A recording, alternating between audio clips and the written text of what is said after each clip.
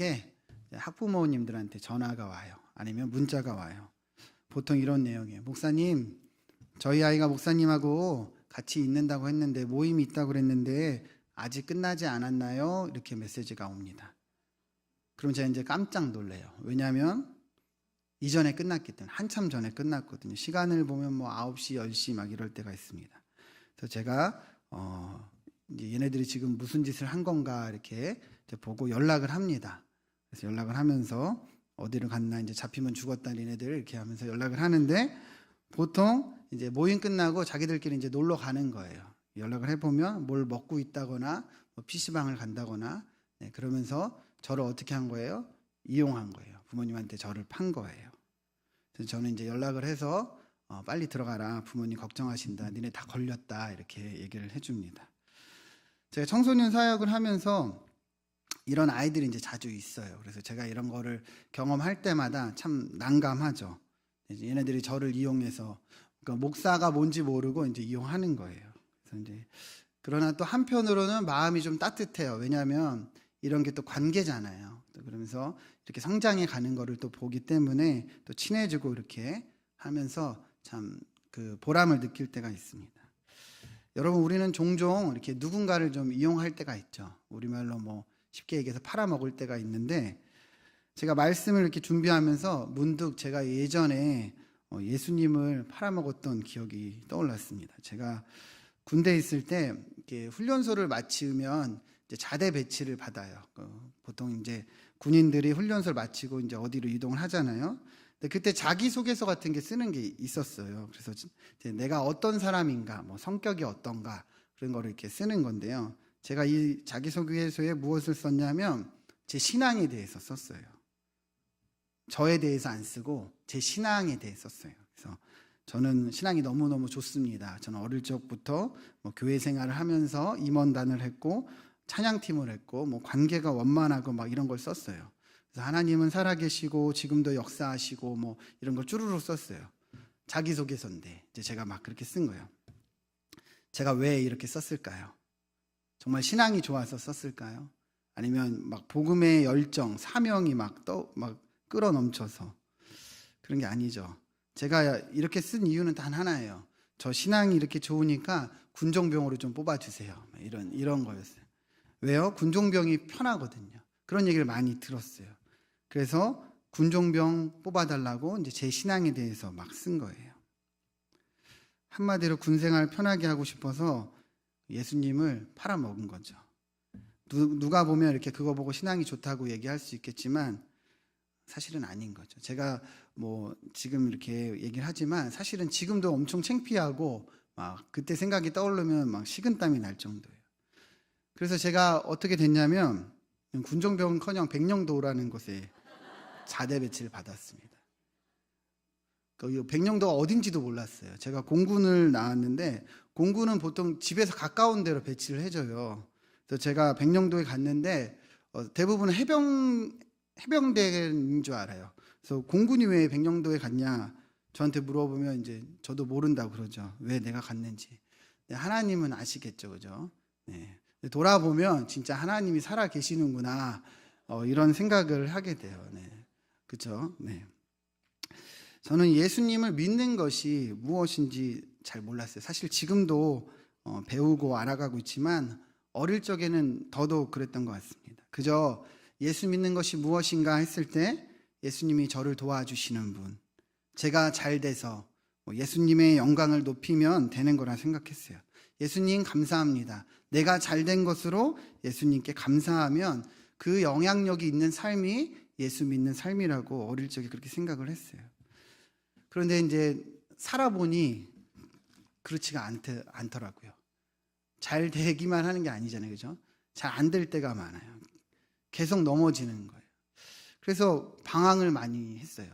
신앙과 삶과 이것이 매치가 안 돼서 어떻게 예수 믿는 것이, 어떻게 하는 것이 잘 사는 것인가, 그런 거에 대해서 방황을 많이 했습니다. 여러분들은 예수 믿는 것이 무엇이라고 생각을 합니까? 예수 믿는 삶이 무엇이라고 생각을 하십니까? 오늘 말씀은 이런 부분에 대해서 저희에게 아주 잘 말해주는 것 같아요. 그래서 우리가 이 말씀을 보면서 좀 이 부분을 좀 나누어 보면 좋을 것 같습니다. 말씀을 좀 보면 좋겠는데요. 27절, 28절 우리 같이 한번 읽어봅시다. 시작. 예수와 제자들이 물어 이르시되 사람들이 나를 누구라고 하느냐. 제자들이 여짜와 이르되 세례 요한이라 하고 더러는 엘리야 더러는 선지자 중에 하나라 하나이다. 예수님이 제자들과 함께 여러 마을에 가셨어요. 그리고 제자들에게 물으셨습니다. 얘들아, 사람들이 나를 누구라고 하더냐? 그때 제자들이 뭐라고 대답을 합니까? 세례 요한이라고도 하고 더러는 엘리야라고 하고 더러는 선지자 중에 하나라고 합니다. 이렇게 얘기를 해요. 사람들이 이렇게 얘기를 하는 건 구약 성경에 때문이에요. 말라기 4장 5절을 보면 보라, 여호와의 크고 두려운 날이 이르기 전에 내가 선지자 엘리야를 너에게 보낸다, 이렇게 얘기를 해요.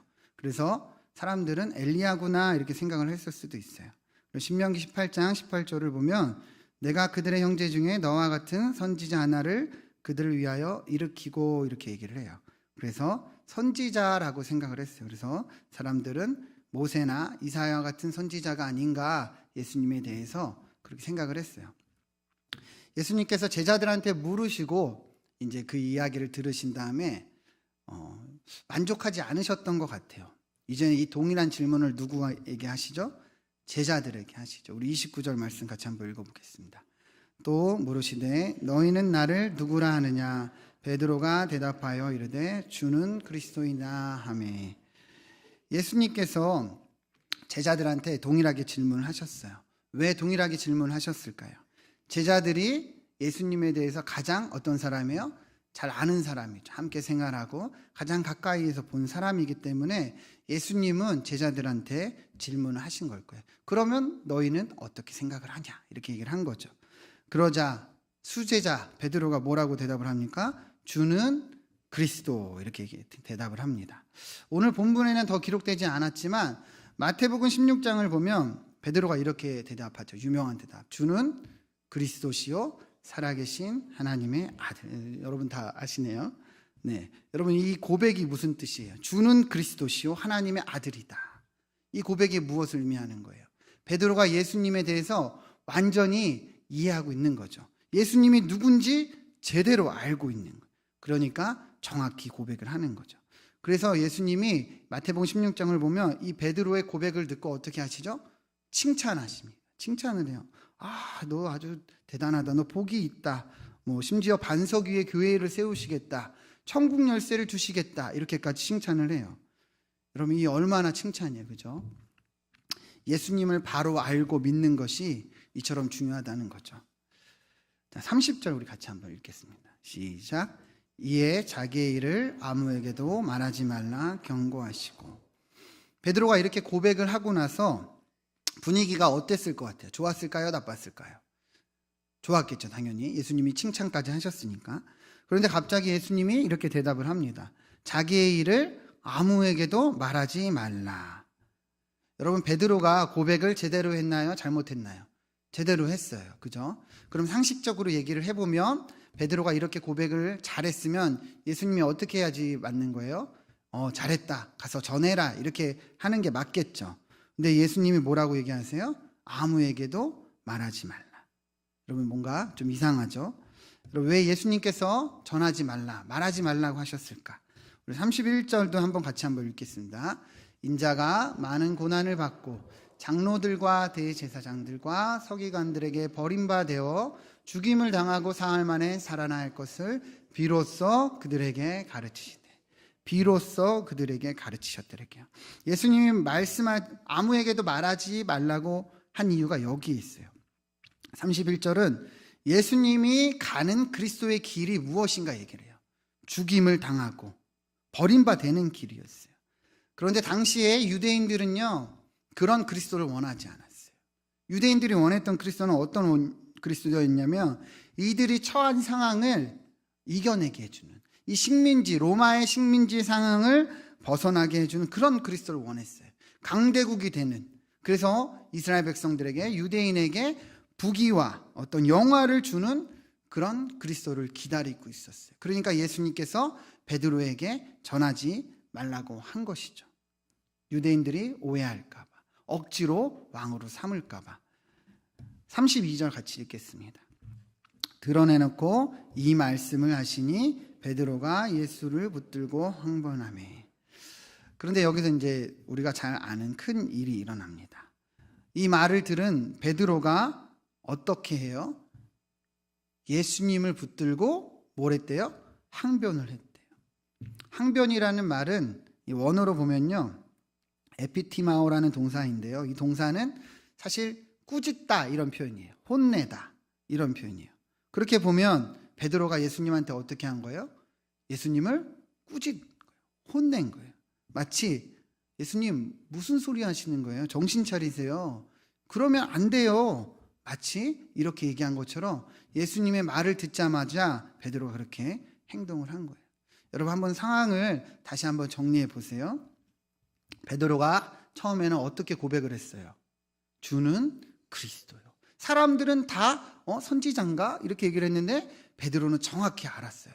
그래서 예수님 베드로를 어떻게 했죠? 칭찬을 했어요. 그런데 갑자기 지금 베드로는 어떤 모습을 취하고 있어요? 예수님을 꾸짖고 있는 거예요. 여러분 굉장히 낯설지 않습니까? 그렇게 예수님을 제대로 알고 고백한 베드로가 어떻게 예수님을 붙잡고 항변을 하냐 말이에요. 여러분 이것이 이야기하는 게 무슨 말이겠어요? 여러분 베드로는요, 예수님을 알긴 정확히 알았어요. 예수님이 누구이신지 고백하고 믿었어요. 제대로. 그런데 그가 원하는 그리스도의 모습은 예수님이 가는 그리스도의 모습과 달랐다는 거예요. 베드로가 원하는 그리스도의 길과 예수님이 가야 할 그리스도의 길이 달랐다는 거예요. 베드로도요, 유대인들이 원하는 그 그리스도를 원했던 거예요. 로마의 지배를 물리치고 우리에게 부귀와 영화를 줄 그런 그리스도를 원했던 거예요. 그러니 어떻게 한 거예요? 예수님 붙잡고 말리는 거예요. 무슨 소리예요? 예수님 다시 생각하세요. 베드로가 볼 때는 그게 용납이 안 되는 거예요. 예수님 그러면 안 되죠. 항변을 하는 거예요. 마가복음 9장을 보면요, 제자들이 논쟁을 해요. 근데 뭐 가지고 논쟁을 하냐면 서로 누가 더 크냐 이거 가지고 쟁론을 해요. 예수님이 왕위에 오를 때 누가 더 크냐, 누가 더 오른쪽에, 누가 더 우편에 앉아 있냐 이런 거 가지고 쟁론을 해요. 이게 무슨 말이겠어요? 제자들이 원하는 그리스도의 길이 무엇인지 정확히 나타나는 거죠.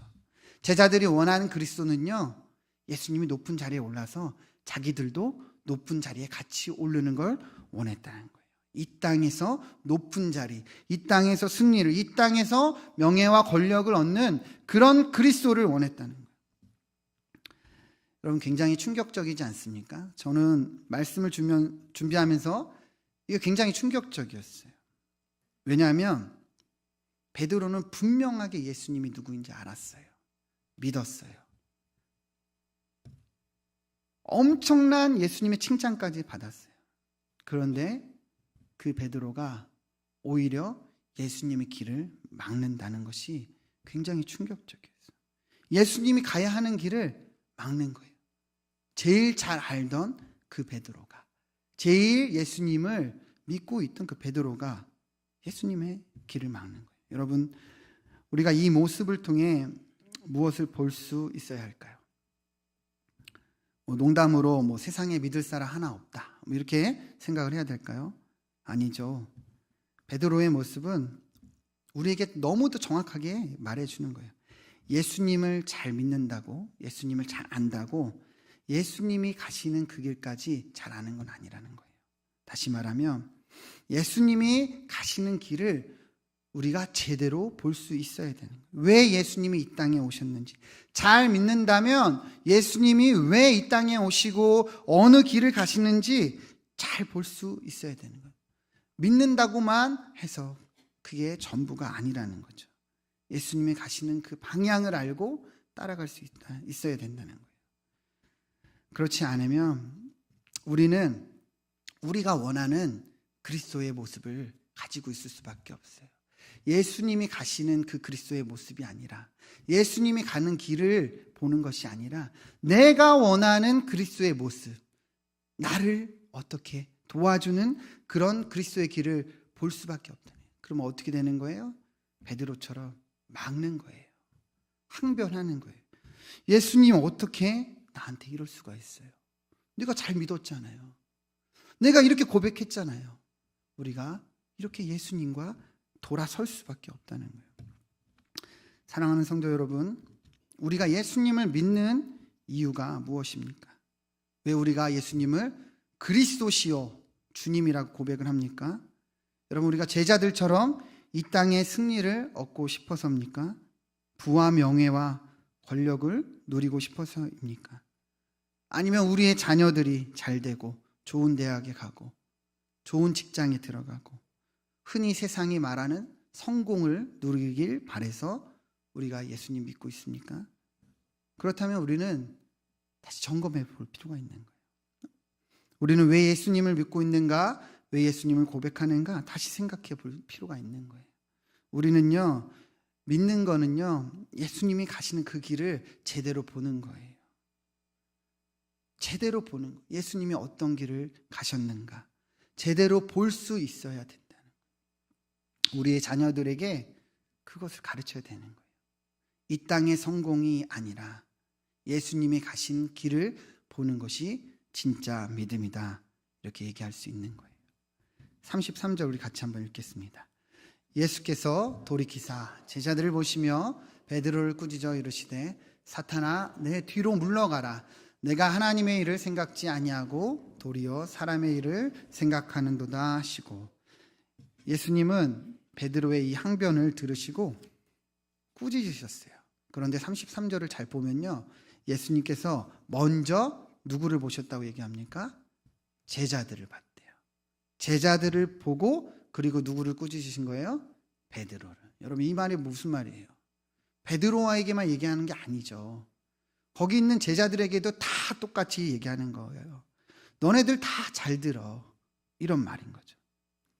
저는 이 예수님의 꾸짖음이 지금 우리에게도 향한다고 봅니다. 우리 한국교회에게도 향한다고 생각해요. 예수님은 우리를 보고도 말씀하시는 거예요. 예수님이 가신 길을 보라고. 예수님이 어떤 길을 갔는지 보라고. 예수 믿는다고 말하지 말고, 말만 하지 말고 고백하지 말고 예수님은 어떤 길을 갔는지 너희가 정확히 보라는 거예요. 예수님은요, 베드로를 향해서 큰 꾸짖음을 하셨어요. 사탄아 내 뒤로 물러가라. 사탄이라고까지 표현을 했어요. 여러분, 왜 예수님께서 이것을 사탄이라고 표현하셨을까? 마태복음 4장을 보면요, 사탄이 예수님을 뭐하는 장면이 나오죠? 시험하는 장면이 나와요. 사탄이 예수님을 어떻게 유혹하느냐? 처음에 돌들로 뭘 만들려고 했죠? 떡덩이를 먹는 거예요. 성전 꼭대기에서 뛰어내리라고 했어요. 그리고 사단에게 절하면 뭘 준다고 그랬죠? 천하 만국과 영광을 다 준다 얘기했어요. 여러분 잘 보세요. 사탄의 유혹이 무엇인지. 사탄의 유혹은요, 이거예요. 이 땅에서 잘 먹고 잘 사는 거, 부귀와 영광을 누리게 하는 거. 인간이 가장 연약한 부분을 사탄은 건드리는 거죠. 그래서 어떻게 합니까? 처음부터 확 안 들어와요. 타협하게 합니다. 타협하게 해요. 조금씩 주일 성수를 못 지키게 하고, 조금씩 학원을 보내고, 조금씩 예배와 무엇을 동등하게 여기게 하고, 그렇게 해서 어떻게 돼요? 넘어지는 거예요. 결국 하나님의 뜻이 아니라 인간의 욕심, 내 바램, 내가 원하는 믿음 그리스도의 길을 보게 하는 거죠. 여러분, 예수님께서 그 사탄이 유혹할 때 뭐라고 대답했는지 한번 보시죠. 마태복음 4장 10절에서 11절에 한번 읽겠습니다. 이에 예수께서 주 너의 하나님께 경배하고 다만 그를 섬기라 하였느니라. 이에 마귀는 예수를 떠나고 천사들이 나와서 수정드니라. 여러분 10절을 잘 보세요. 예수님의 대답은 딱 한마디예요. 다만 뭘 섬기라? 그를 섬기라. 다만 하나님을 섬기라는 거예요. 우리가 살아가는 데 있어서요, 이게 아주 중요한 거예요. 모든 것에서 상대화시키면 돼요. 단순화시키면 돼요. 뭘 먼저 하면 돼요? 하나님만. 하나님 섬기는 것을 가장 먼저 하는 것이 이 유혹을 이길 수 있는 거예요. 예수께서 그렇게 대답할 때 어떤 일이 일어났어요? 사단, 마귀가 예수님을 떠나고 천사들이 나와서 수정들었다고요. 우리가 예수님 앞에서 우선순위를 바로 할 때, 우리의 인생이 다만 하나님을 섬기는 그 목표를 가질 때 이러한 일이 일어나는 거예요. 마귀는 떠나가고 하나님의 도우심이 임하는 것입니다. 우리 34절 같이 읽겠습니다. 무리와 제자들을 불러 이르되 누구든지 나를 따라오려거든 자기를 부인하고 자기 십자가를 지고 나를 따를 것이니라. 예수님은요, 예수 믿는 제자들이, 예수 믿는 우리가 어떤 길을 가야 되는지 정확히 말씀해 주셨어요. 그 길은 자기를 부인하고 자기 십자가를 지고 누구를 따르는 거예요? 예수님 따르는 거예요. 우리가 너무도 잘 알고 있는, 귀에 못이 박힐 정도로 잘 알고 있는 자기 십자가를 지는 것입니다. 여러분, 자기 십자가를 지는 것이 무엇이에요? 순교하는 겁니까?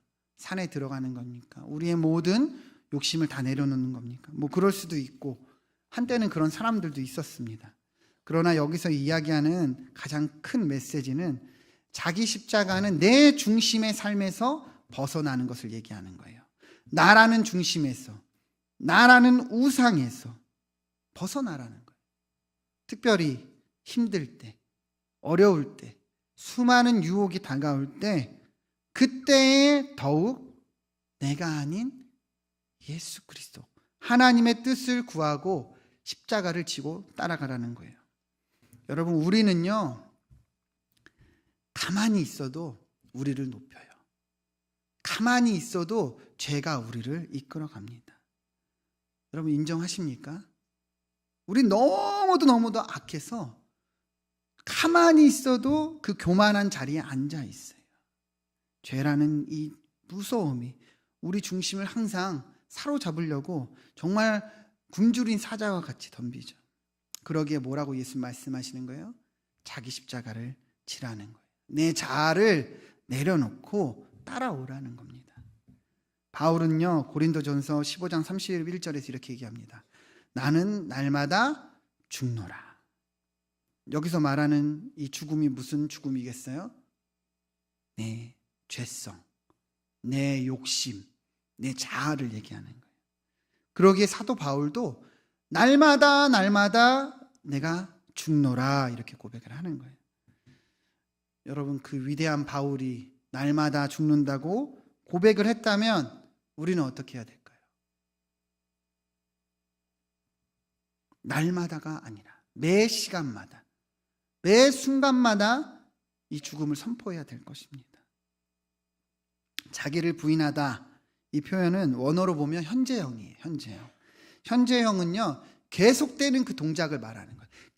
계속 우리는 날마다 매 순간마다 우리의 자아와 죄성을 우리의 십자가의 못을 받고 예수 그리스도를 따라가야 된다는 거예요. 아침에 출근할 때도, 밥을 먹을 때도, 친구를 만날 때도, 운전할 때도, 무엇을 할 때도 내 자아를 십자가에 못 박아야 된다. 여러분, 그리스도인이라는 말은 follow Christ라는 말이에요. follow Christ가 뭐예요? 그리스도를 따르는 사람들이에요. 여러분, 제자라는 말이 무엇이에요? 스승을 따르는 사람이에요. 여러분, 우리가 예수님의 제자입니까? 그러면 누구를 따라가는 것이 맞습니까? 예수님을 따라가는 거예요. 예수님의 가신 길을 따라가는 거예요. 요한 웨슬리가 말했습니다. 우리가 예수님의 제자가 되지 못하는 것은 자기 십자가를 지지 않기 때문이라고. 자기 십자가를 지고 나아갈 때 우리는 온전히 제자가 될 수 있다, 이렇게 얘기를 했어요. 여러분, 무엇이 우리로 제자를 만드는 비결입니까? 자기 십자가예요. 내 죄성, 내 자아를, 내 욕심을 십자가에 못 박는 것입니다. 우리 갈라디아서 2장 20절 말씀 한번 같이 읽겠습니다. 내가 그리스도와 함께 십자가에 못 박혔나니 그런즉 이제는 내가 사는 것이 아니요 오직 내 안에 그리스도께서 사시는 것이라. 이제 내가 육체 가운데 사는 것은 나를 사랑하사 나를 위하여 자기 자신을 버리신 하나님의 아들을 믿는 믿음 안에서 사는 것이라. 아멘. 자, 갈라디아서 2장 20절 말씀 보면 내가 그리스도와 함께 십자가에 어떻게 됐다 그러죠? 못 박혔다. 못 박혔다. 그런즉 이제는 내가 사는 것이 아니요 누가 사는 거예요? 그리스도께서 사시는 거예요. 여러분 이 말씀을 잘 보면요, 자기 십자가가 무엇인지 그 의미가 정확하게 나오고 있어요. 사실 자기 십자가는요, 자기 십자가를 진다는 것은요, 내가 누구인지를 정확히 아는 것에서 시작하는 거예요. 내 정체성을 아는 것이, 이것이 자기 십자가를 시작할 수 있는 비결이에요. 갈라디아서 2장 20절, 이것은 너무도 우리에게 정확하게 말해주고 있어요. 내가 사는 것이 아니로 오직 내 안에 누가 산다고 말합니까? 그리스도. 내 안에 누가 산다고요? 그리스도. 그리스도. 이 말씀이 의미하는 게 뭐예요? 십자가를 통해서 지금 우리가 누구와 연합되어 있다는 거예요? 예수 그리스도와 연합되어 있다는 거예요. 예수님과 연합되어 있는 것이 뭐예요? 십자가예요. 자기 십자가가 예수 그리스도와의 연합을 얘기하는 거예요. 우리가 예수님과 뭐라는 것을 얘기하는 거예요? 하나를 얘기하는 거예요. 우리가 예수님과 함께 살아가는 그 의미가 바로 자기 십자가예요. 십자가를 질 수 있다. 이것이 무엇을 얘기하는 거예요? 날마다 우리 안에 예수 그리스도께서 사는 것을 선포하는 거예요. 그것을 아는 것이고 그것을 살아가는 거예요. 내가 죽는다는 의미는 내 안에 예수님이 사신다는 의미예요. 내가 죽는다는 것은 내가 아니라 누구를 의지한다는 거예요? 예수 그리스도를 의지해요. 예수님을 의지하는 거예요. 내가 죽으면 누가 살아요? 예수님이 살아요. 내가 안 죽으면 누가 살아요? 내가 사는 거예요. 내 죄성이 사는 거예요. 내가 죽을 때 누가 나타나는 거예요? 예수 그리스도. 여러분, 이 놀라운 이 연합의 의미를 우리가 알아야 돼. 이게 우리의 아이덴티티예요. 자기 십자가는요, 이 예수 그리스도와 우리와의 연합을 이처럼 놀랍게 표현하고 있는 거예요. 그렇기 때문에 우리가 이 자기 십자가를 짓는 것이 영광인 거예요. 내가 죽을 때 내 안에 예수 그리스도가 사시는 거예요. 하나님이 우리 안에 사는 거예요. 여러분, 이 자기 십자가를 통해서 이 놀라운 영광이, 이 놀라운 은혜가 우리 삶에 이루어지길 소망합니다. 요한복음 15장 4절 5절 우리 한번 같이 읽겠습니다. 내 안에 거하라. 나도 너희 안에 거하리라. 가지가 포도나무에 붙어 있지 아니하면 스스로 열매를 맺을 수 없음 같이 너희도 내 안에 있지 하면 그러하리라.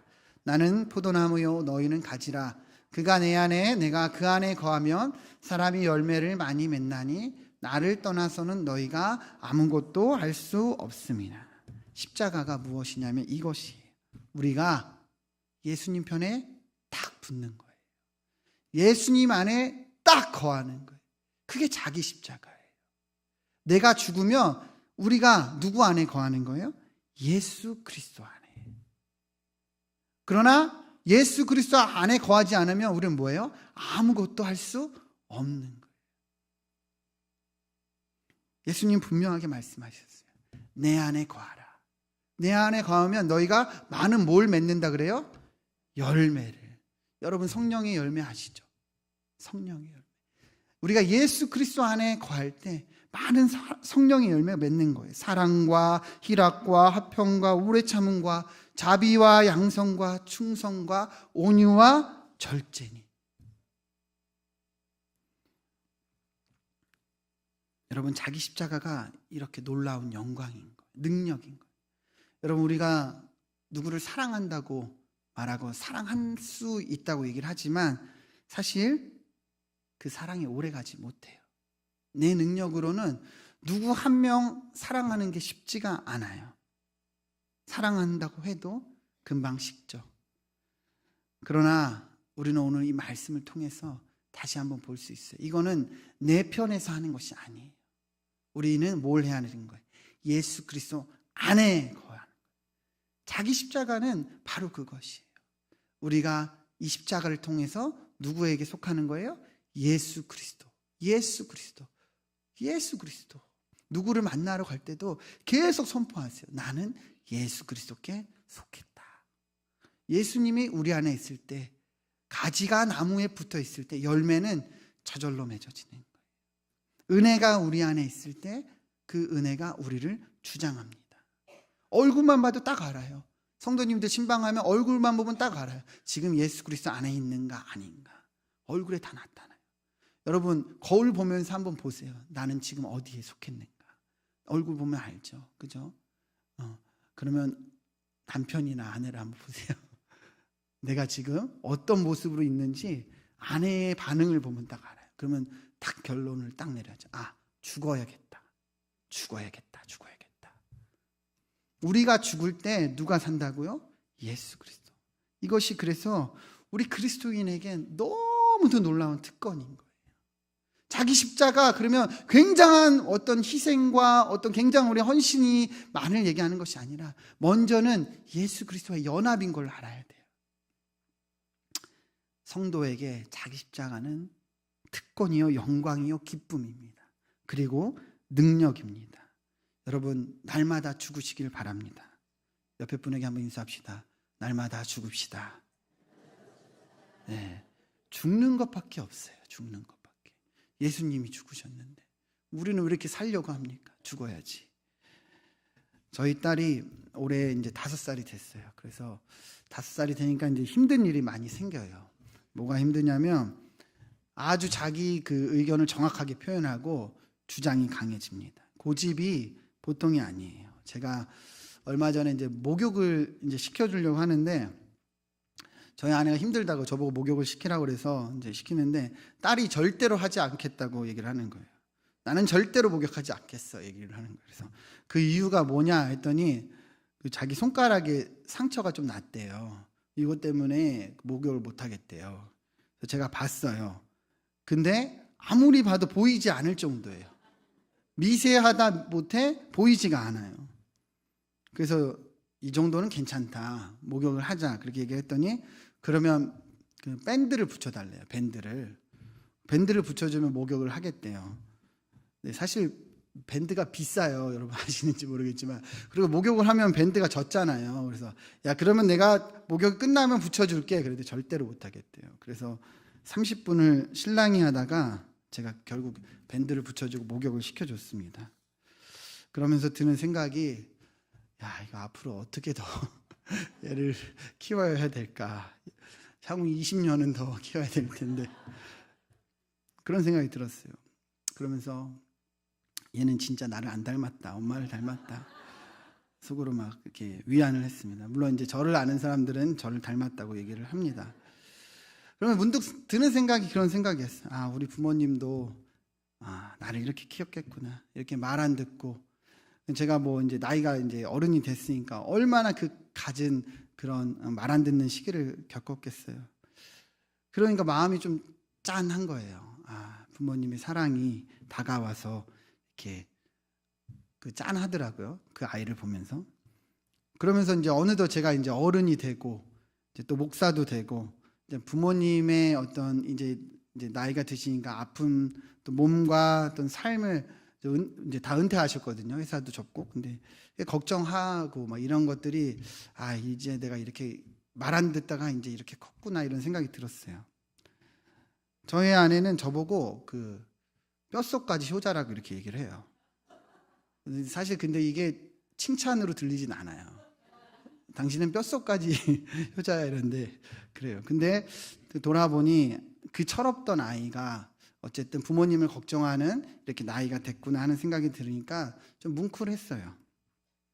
그러다가 요한복음 1장 12절 말씀이 떠올랐습니다. 우리 한번 같이 읽어봅시다. 시작. 영접하는 자 곧 그 이름을 믿는 자들에게는 하나님의 자녀가 되는 권세를 주셨으니. 영접하는 자, 믿는 자들에게 무슨 권세를 주셨다고요? 하나님의 자녀가 되는 권세. 제 마음에 이렇게 때렸어요.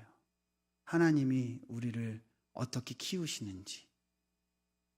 제가 군대에서 그렇게 정말 하나님을 팔아먹을 정도로 그렇게 모진 나쁜 그런 사람이었는데 지금 목사가 됐어요. 물론 지금도 부족하지만 돌아보니 하나님의 사랑이 저를 계속 키워가는 거예요.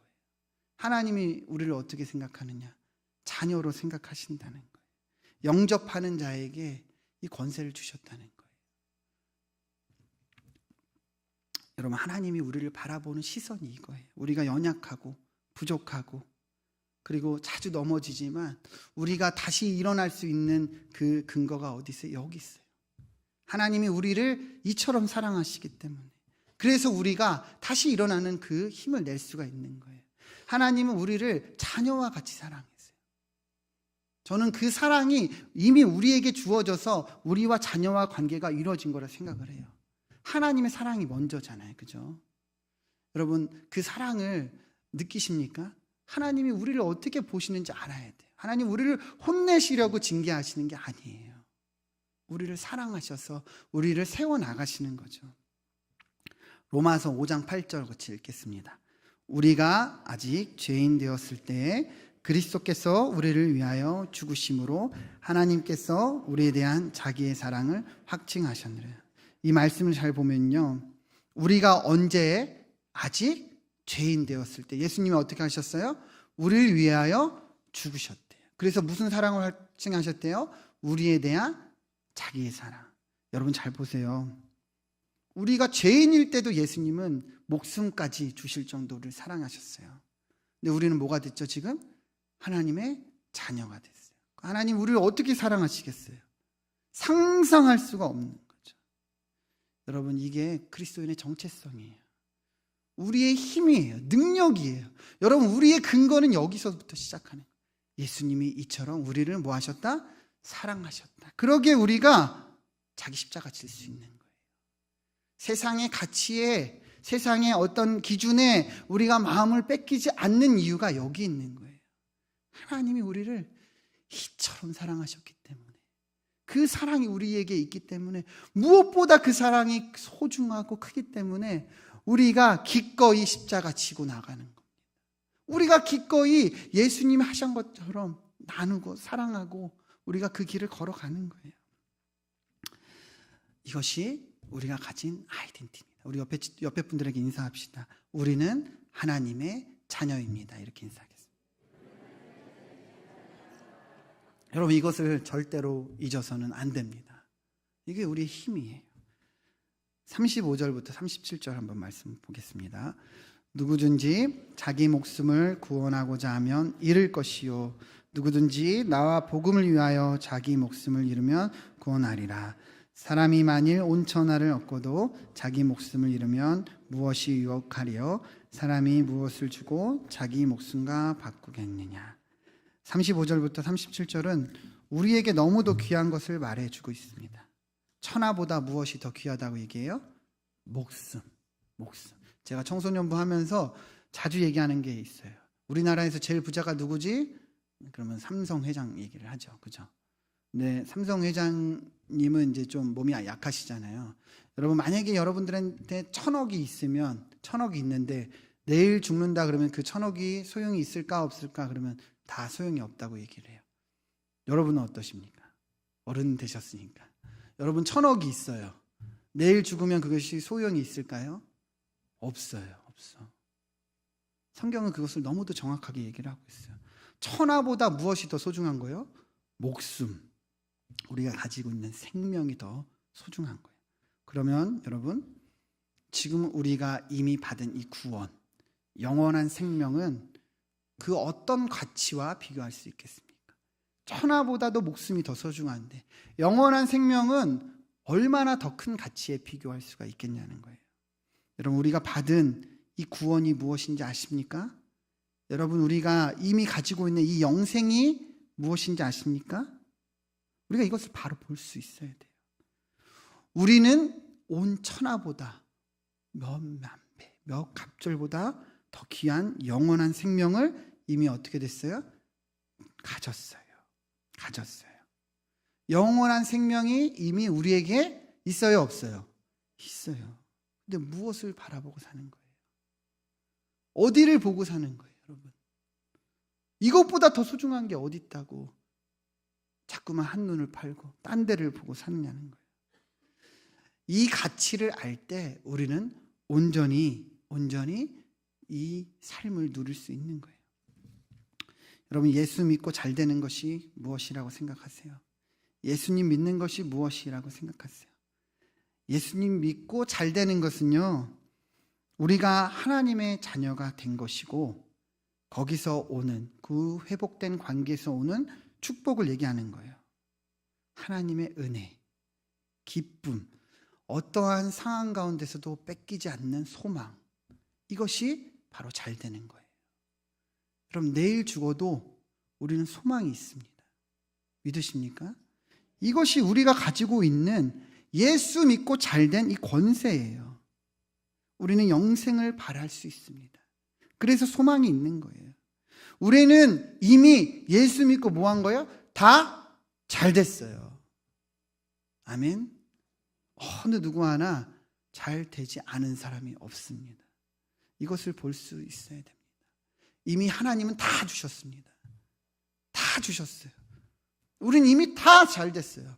그러나 어디를 보고 있느냐는 거예요. 베드로처럼 내가 원하는 그리스도를 바라보고 있다면 계속 괴로운 겁니다.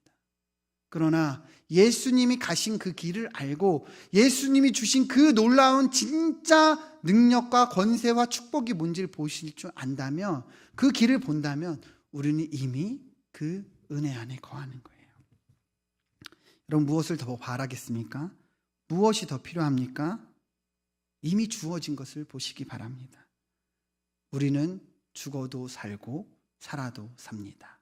이것이 하나님이 주신 우리의 놀라운 축복이요 권세입니다. 그래서 우리가 자기 십자가를 지고 갈 수 있는 거예요. 예수님과의 연합된 이 축복이 우리에게 이미 주어졌습니다. 날마다 이 십자가를 지고 나아가길 소망합니다. 말씀을 맺습니다. 예수님을 믿는 것이 무엇인가? 예수님을 믿는 것은 예수님이 가신 길을 따라가는 거예요. 그 길은 자기 십자가를 지고 따르는 겁니다. 자기 십자가는요, 우리와 예수 그리스도의 연합을 얘기합니다. 내가 아니요, 내 안에 누가 사는 거라고 그랬죠? 예수 그리스도. 축복입니다. 여러분, 하나님은 우리를 자녀로 부르셨어요.